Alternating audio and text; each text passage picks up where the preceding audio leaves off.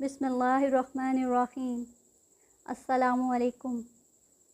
बाब 39 सीरतुन्नबी। ये तो वही कलाम है।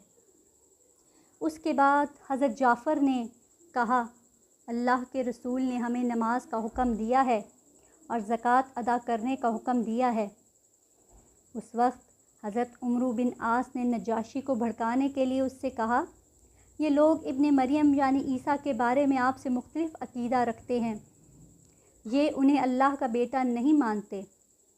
उस पर नजाशी ने पूछा, तुम लोग ईसा इब्ने मरियम और मरियम के बारे में क्या अक़ीदा रखते हो?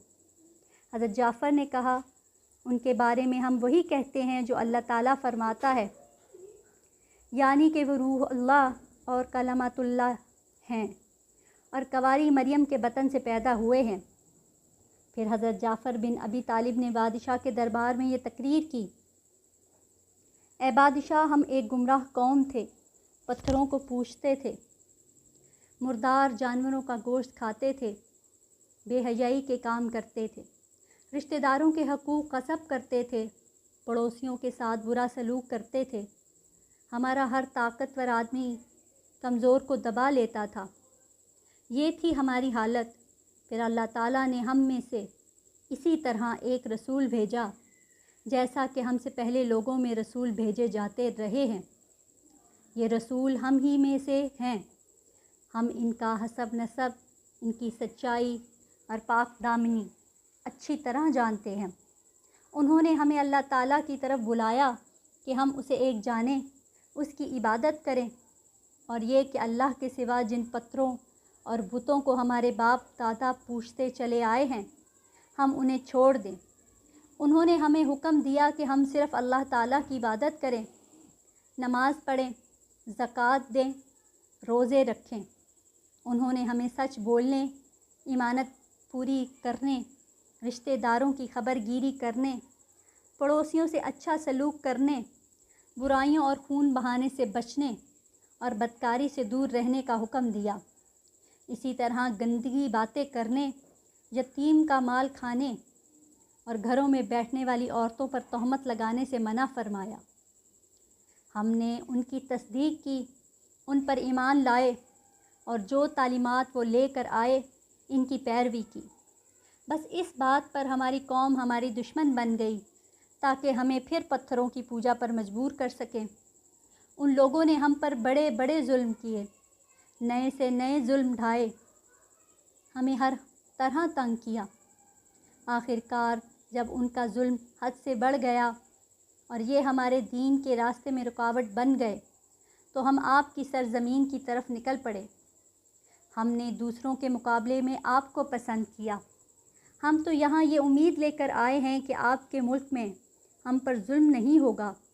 हज़रत जाफ़र की तकरीर सुनकर नजाशी ने कहा, क्या आपके पास अपने नबी पर आने वाली वही का कुछ हिस्सा मौजूद है? हाँ, मौजूद है। जवाब में हज़रत जाफ़र बोले, वो मुझे पढ़कर सुनाएं। नजाशी बोला।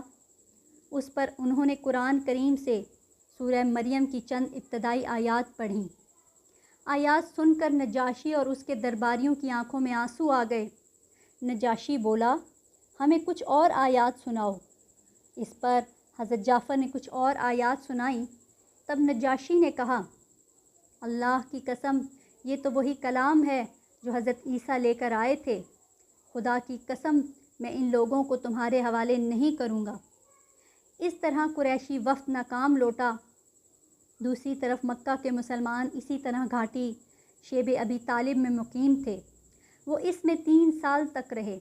ये 3 साल बहुत मुसीबतों के साल थे। उसी घाटी में हज़रत अब्दुल्ला इब्ने अब्बास पैदा हुए। ये हालात देखकर कुछ नरम दिल लोग भी गमगीन होते थे। ऐसे लोग जो खाना पीना इन हज़रात तक किसी न किसी तरह पहुंचा दिया करते थे। ऐसे में अल्लाह ताला ने आप सल्लल्लाहु अलैहि वसल्लम को इत्तला दी कि कुरैश के लिखे हुए मुआहदे को दीमक ने चाट लिया है। मुआहदे के अल्फाज में सिवाय अल्लाह के नाम के और कुछ बाकी नहीं बचा। हज़रत सल्लल्लाहु अलैहि वसल्लम ने ये बात अबू तालिब को बताई। अबू तालिब फ़ौरन गए और कुरैश के लोगों से कहा, तुम्हारे अहद नामे को दीमक ने चाट लिया है और ये ख़बर मुझे मेरे भतीजे ने दी है। इस मुआहदे पर सिर्फ़ अल्लाह का नाम बाकी रह गया है।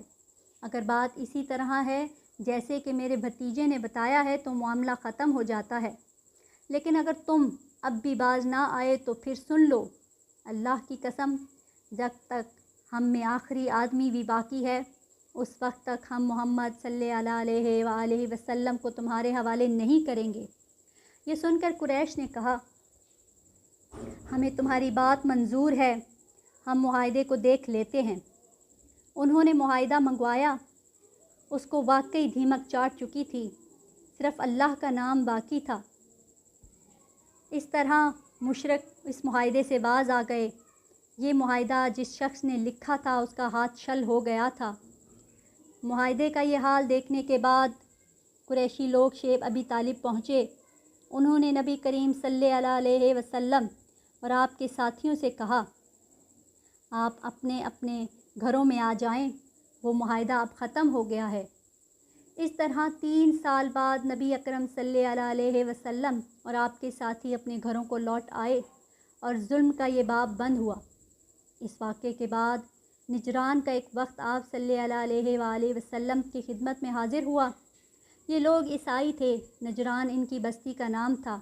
ये बस्ती यमन और मक्का के दरमियान वाक़या थी और मक्के से करीबन 7 मंजिल दूर थी। इस वक्त में 20 आदमी थे। नबी करीम सल्लल्लाहु अलैहि वसल्लम के बारे में उन्हें इन महाजरीन से मालूम हुआ था जो मक्का से हिजरत करके हबशा चले गए थे। हज़रत सल्लल्लाहु अलैहि वसल्लम उस वक्त हर्म में थे। ये लोग आपके सामने बैठ गए। इधर कुरैश मक्का भी आस पास बैठे थे। उन्होंने अपने कान आप सल्लल्लाहु अलैहि वसल्लम और इस वक्त की बातचीत की तरफ लगा दिए।